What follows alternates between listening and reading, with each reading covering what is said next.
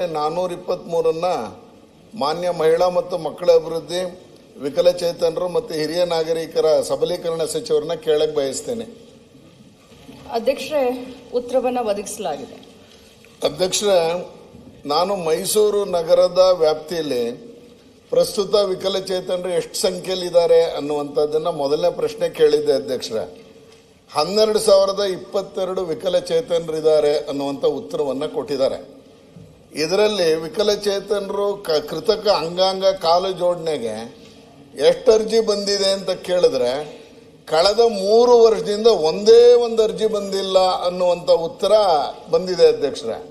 12,000 ಜನದಲ್ಲಿ ಕೃತಕ ಅಂಗಾಂಗಗಳನ್ನ ಕಾಲುಗಳನ್ನು ಅರ್ಜಿನೇ ಸಲ್ಲಿಸಿಲ್ಲ ಅಂದರೆ ಎಲ್ಲಿ ಲೋಪ ಇದೆ, ಎಲ್ಲಿ ದೋಷ ಇದೆ ಅನ್ನುವಂಥದ್ದನ್ನು ಹುಡುಕ್ಬೇಕಾಗತ್ತೆ ಅಧ್ಯಕ್ಷರೇ. ಇದರಲ್ಲಿ ಆನ್ಲೈನಲ್ಲಿ ಅರ್ಜಿ ಸಲ್ಲಿಸಬೇಕು ಅಂತ ಹೇಳಿದ್ದಾರೆ. ಆನ್ಲೈನಲ್ಲಿ ಅರ್ಜಿ ಸಲ್ಲಿಸಿದವರಿಗೆ ಸೈಜ್ ಹೇಳೋಕ್ಕಾಗಲ್ಲ ಅಧ್ಯಕ್ಷರೇ.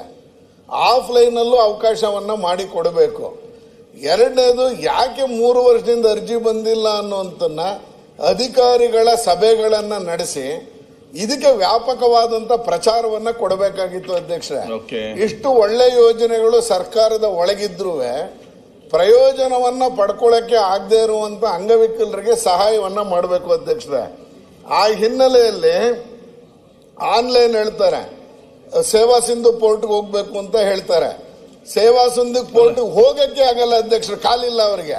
ಈಗ ಪ್ರಶ್ನೆ ಏನಂದ್ರೆ, ಇಷ್ಟು ಸವಲತ್ತುಗಳು ಇದ್ದುವೆ ಕಳೆದ 3 ವರ್ಷದಿಂದ ಒಂದೇ ಒಂದು ಅರ್ಜಿ ಬಂದಿಲ್ಲ ಅನ್ನುವಂಥದ್ದನ್ನ ಕೇಳಕ್ ಬಯಸ್ತಾರೆ.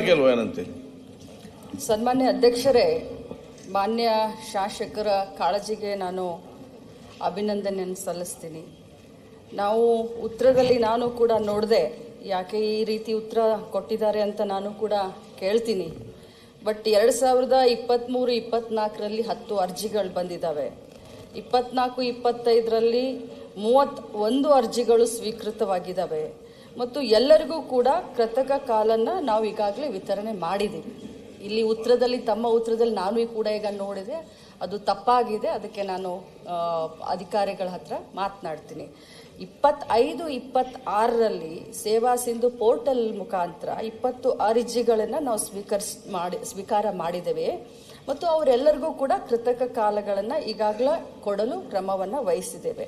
ಇನ್ನು ಮೈಸೂರು ಜಿಲ್ಲೆಯಲ್ಲಿ, ಮಾನ್ಯ ಅಧ್ಯಕ್ಷರೇ, ಮೈಸೂರು ಜಿಲ್ಲೆಯಲ್ಲಿ ವಿವಿಧ NGOಗಳಿಂದ, ಯಾಕಂದರೆ CSR ಫಂಡ್ನಿಂದ ಈ NGOಗಳ ಮುಖಾಂತರ 20-23 ಮತ್ತು 24-25ರಲ್ಲಿ ಒಟ್ಟು 440 ಕೃತಕ ಅಂಗಾಂಗಗಳ ಒಂದು ಬೇಡಿಕೆ NGOಗಳಿಗೆ ಬಂದಿತ್ತು. ಅದನ್ನು ಕೂಡ ಸುಮಾರು 440 ಮೈಸೂರು ಜಿಲ್ಲೆಯಲ್ಲಿ ಈಗಾಗಲೇ ನಾವು ಅಂಗವಿಕಲರಿಗೆ ಮಾಡಿದ್ದೇವೆ. ಅದರ ಜೊತೆಯಲ್ಲಿ ಅಧ್ಯಕ್ಷರೇ, 1992ರಲ್ಲಿ ಒಂದು ನಿಯಮವನ್ನು ನಾವು ಲಾಗು ಮಾಡಿದ್ವಿ ಸರ್ಕಾರದಿಂದ.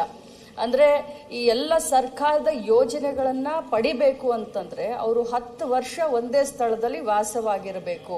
ಮತ್ತು ಅವರು ಗ್ರಾಮೀಣ ಭಾಗದಲ್ಲಿರಲಿ ಅಥವಾ ನಗರ ಭಾಗದಲ್ಲಿದ್ದರೆ ಅವರ ಈ ಆ್ಯನ್ಯುವಲ್ ಇನ್ಕಮ್ ಬರೀ 21,000 ಇರಬೇಕು ಅಂತ ಇತ್ತು. ಬಟ್ ಅದನ್ನು ನಾವು ಈಗ ಬಂದ ಮೇಲೆ ಅದನ್ನು ಚೇಂಜ್ ಮಾಡಿ ನಗರ ಭಾಗದಲ್ಲಿ ಏನಾದರೂ ಇದ್ದರೆ ಅಂಥವ್ರಿಗೆ ಸುಮಾರು 2 ಲಕ್ಷ ಮತ್ತು 2,25,000 ಮತ್ತು ಗ್ರಾಮೀಣ ಭಾಗದಲ್ಲಿದ್ದರೆ ಅಂಥವ್ರಿಗೆ 2 ಲಕ್ಷ ಅಂತ ಸಡಿಲಿಕೆ ಮಾಡಿದ್ದೇವೆ. ಮತ್ತು ವಾಸಸ್ಥಳ ಕೂಡ 7 ವರ್ಷದಿಂದ ಅಲ್ಲಿದ್ದರೆ ಈ ಎಲ್ಲ ನಿಯಮಾನುಸಾರ ಇದ್ದರೆ ಖಂಡಿತವಾಗ್ಲೂ ಅವರು ಸೇವಾ ಸಿಂಧು ಪೋರ್ಟಲ್ ಮುಖಾಂತರನೂ ಅರ್ಜಿ ಸಲ್ಲಿಸ್ಬೋದು ಅಧ್ಯಕ್ಷರೇ.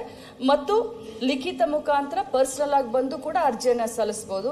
ಮತ್ತು ಇದನ್ನ ನಿಯಮ ಸಡಿಲಿಕೆ ಮಾಡಿರೋದ್ರಿಂದ ವ್ಯಾಪಕವಾಗಿ ಪ್ರಚಾರವನ್ನು ನೀಡುವ ಅವಶ್ಯಕತೆ ಇದೆ ಇದ್ದಲ್ಲಿ ಮೈಸೂರಿನಲ್ಲಿ ಇದೇ ಉದ್ದೇಶಕ್ಕಾಗಿ ಸ್ಪೆಷಲ್ ಕ್ಯಾಂಪ್ಗಳನ್ನು ಅಧಿಕಾರಿಗಳಿಗೆ ಮಾಡಲಿಕ್ಕೆ ನಾನು ತತ್ಕ್ಷಣ ಸೂಚನೆಯನ್ನು ನೀಡಿದೆ.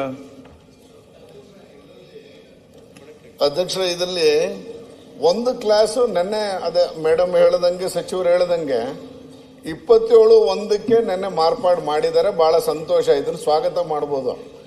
ಅದರಲ್ಲಿ ಇನ್ನೊಂದು ಕ್ಲಾಸ್ ಹೇಳ್ತಾರೆ, ಸರ್ಕಾರದಿಂದ ಸವಲಕರಣೆ ಈಗಾಗಲೇ ಪಡೆದಿದ್ರೆ ಅವ್ರಿಗೆ ಕೊಡಕ್ ಬರಲ್ಲ ಅಂತ. ಈಗ ಕಾಲು ಹೋಗಿದೆ ಅಂದ್ರೆ ಅವನು 2ನೇ ಕಾಲು ಇಟ್ಕೊಂಡು ಏನೂ ಮಾಡೋಕ್ಕಾಗಲ್ಲ ಅಧ್ಯಕ್ಷರೇ. ನಾನು ಹೇಳೋದು, ಕೆಲವನ್ನ ಮಾನವೀಯ ದೃಷ್ಟಿಯಿಂದ ಸಡಿಲಿಕೆಯನ್ನು ಮಾಡಬೇಕು ಅಂತ ಮನವಿಯನ್ನು ಮಾಡ್ಕೋತೀನಿ. ಓಕೆ, ಯಾರಿಗಾದ್ರೂ ಎರಡನೇದ ಅವಶ್ಯಕತೆ ಆಯ್ತು, ಬಂತು, ಗೊತ್ತಾಯ್ತು. ಡ್ಯಾಮೇಜ್ ಆಯ್ತು ಅಂದ್ರೆ ಓಕೆ, ಅವನ್ ತಗೊಳಕ್ಕೆ ಹೌದು. ಬಂದಿಲ್ಲ ಅಂತ ಆ ಕ್ಲಾಸ್ ಒಂದನ್ನ ಸರಿಪಡಿಸ್ಬೇಕು ಅನ್ನುವಂಥದ್ದನ್ನ ಕೇಳ್ಕೊತಾ ಇದ್ದೀನಿ.